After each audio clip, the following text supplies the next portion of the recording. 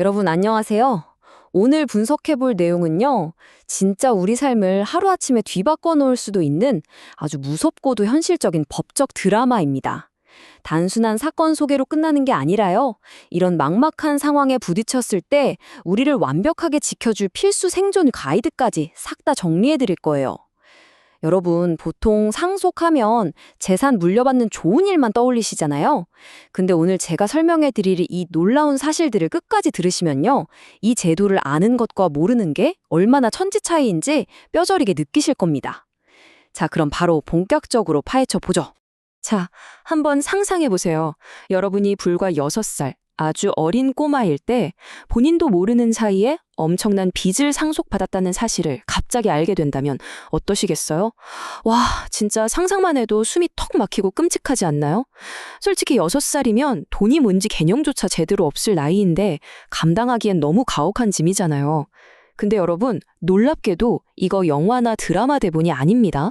우리나라 법정에서 실제로 벌어졌던 일이에요. 바로 이런 말도 안 되는 비극을 막기 위해서 우리 법에는 아주 강력한 최후의 안전망이 하나 존재합니다. 그걸 바로 특별 한정 승인이라고 부르는데요.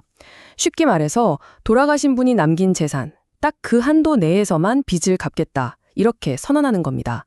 부모님이 물려주신 재산보다 빚이 더 많다는 걸 나중에야, 그것도 내 잘못 없이 뒤늦게 알게 되었을 때 그 사실을 안 날로부터 딱 3개월, 이 3개월 안에 법원에 신청하는 제도예요. 예상치 못한 빚의 늪에서 우리를 끄집어내줄 수 있는 말 그대로 유일한 동아줄인 셈이죠. 자, 그럼 첫 번째 파트, 6세 아이가 짊어진 짐. 대법원까지 가서 전국을 충격에 빠뜨렸던 그 사건의 전말 속으로 한번 들어가 보겠습니다. 화면에 보이시죠? 1210만 원. 이게 바로 1993년 당시에 6살 배기 아이가 아버지를 떠나보내면서 물려받게 된 빚의 액수입니다. 지금 봐도 적은 돈이 아닌데 당시 물가로 치면 정말 어마어마한 금액이거든요.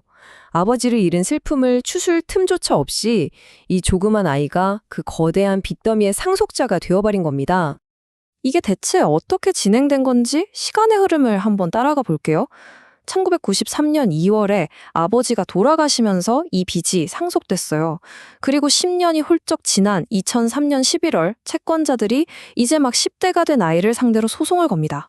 여기서 끝이 아니에요. 다시 10년 뒤인 2013년 11월 채권자들이 아주 끈질기게 또 소송을 제기해요. 와, 무려 20년이 넘는 세월 동안 이 빚이 유령처럼 아이의 인생을 계속 쫓아다닌 겁니다. 그러다 마침내 성인이 된 상속자가 2017년 9월이 되어서야, 그것도 자기 통장이 압류되고 나서야 비로소 특별한정 승인을 신청하게 되죠. 이제 두 번째 파트로 넘어가 보죠. 여기서부터가 진짜 흥미진진한데요. 바로 치열한 법정 공방, 다수 의견과 반대 의견의 대립입니다. 지금 보시는 이 판결문, 대법원 2020년 11월 19일 선고 전원 합의체의 판결입니다. 우리나라 최고법원인 대법원에 대법관 전원이 싹 다 모여서 논의해야 했을 만큼 이 사건이 법적으로 엄청나게 복잡하고 또 중대한 사안이었다는 뜻이거든요. 똑같은 사건을 두고 대법관들의 의견이 완전히 두 갈래로 쫙 갈라졌기 때문입니다. 그 치열했던 양측 입장을 객관적으로 한번 비교해 볼게요. 먼저 다수의 대법관이 지지한 다수의 의견은 이렇습니다. 법의 안정성이 최우선이다. 상속인이 만약 미성년자라면 그 빚의 존재를 안 시점은 미성년자 본인이 아니라 법정 대리인, 즉 부모가 안 시점부터 3개월의 타이머가 돌아가야 한다. 반면에 반대 의견은 접근 방식이 완전히 달랐어요. 아니, 미성년자는 스스로 법적 조치를 취할 능력이 없지 않냐? 그러니까 미성년자를 보호하려면 그 타이머는 상속자가 나중에 성인이 돼서 직접 빚의 존재를 알게 된 그 시점부터 새롭게 시작되는 게 맞다. 이렇게 엄격한 법의 원칙과 미성년자 보호라는 두 가지 큰 가치가 정면으로 쾅 충돌한 겁니다. 자, 그래서 결과는 어땠을까요? 판결은 정말 냉혹했습니다. 결과적으로 상속자는 패소했어요. 대법원 다수의 의견에 따라서 1993년 당시에 아이의 법정 대리인인 어머니가 이미 소송을 당해서 빚이 있다는 사실을 알고 있었기 때문에 그때부터 계산해서 3개월이라는 기한은 진작에 끝났다고 판단을 해버린 겁니다. 그 타이밍을 한 번 놓친 대가가 이렇게 뼈아프고 돌이킬 수 없는 치명적인 결과를 낳고 만 거죠. 자, 그렇다면 우리는 어떻게 해야 할까요? 세 번째 파트, 생존 가이드입니다. 빗상속으로부터 나 자신을 확실하게 지키는 방법, 지금부터 집중해 주세요. 여기서 여러분이 무조건 기억하셔야 할 단 하나의 숫자, 바로 3개월입니다. 이건 내 머리 위에서 찌깍찌깍 돌아가는 폭탄 타이머라고 생각하셔야 해요.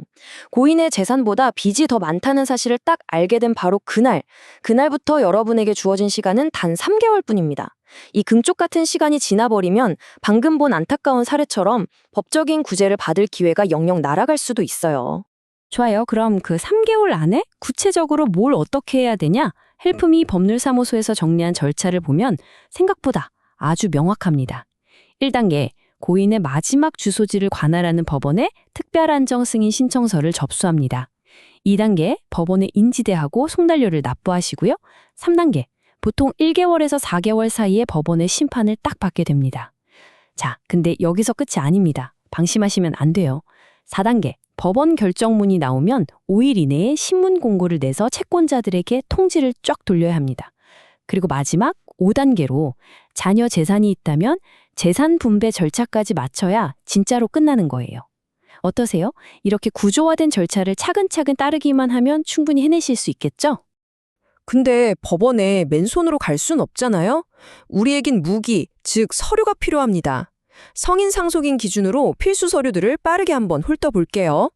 기본증명서, 가족관계증명서, 주민등록등본, 인감증명서 이런 건 기본 세팅이고요. 여기서 승패를 가르는 진짜 가장 결정적인 핵심 서류는 바로 밑에 있는 두 가지입니다. 여러분이 그 거대한 빚을 정확히 언제 알게 되었는지를 증명하는 서류, 예를 들면 법원에서 날아온 지급명령 결정문이나 독촉장 같은 게 무조건 있어야 해요. 그리고 또 하나, 본인에게 중대한 과실이 없었음을 증명해야 합니다. 그렇다면 만약 상속인이 성인이 아니라 미성년자라면 어떻게 될까요? 아까 앞서 본 대법원 판례에서 확인했듯이 법원은 미성년자의 경우 법정 대리인, 즉 부모를 기준으로 판단하거든요.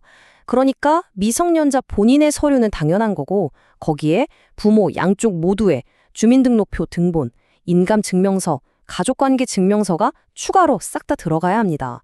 한마디로 서류 준비가 훨씬 방대해지고 까다로워진다는 뜻이죠.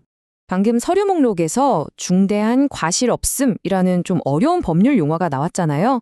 이거 법률사무소 2지의 자료를 바탕으로 제가 아주 속 시원하게 풀어드릴게요. 이 말이 무슨 뜻이냐면 조금만 주의를 기울였다면 알 수 있었을 텐데 당신이 너무 게을러서 몰랐던 게 아니다라는 걸 법원에 증명하라는 뜻입니다.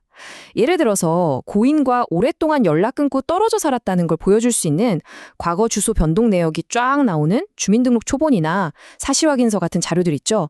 그런 것들이 여러분의 주장을 탄탄하게 뒷받침해주는 아주 훌륭한 방패가 되어주는 겁니다. 자, 이제 마지막 4번째 파트입니다. 치명적인 주의사항. 이건 진짜 절대 네버 해서는 안 될 실수들이니까 귀 쫑긋 세워주세요. 가장 중요하고 치명적인 경고 하나 짚고 넘어갈게요.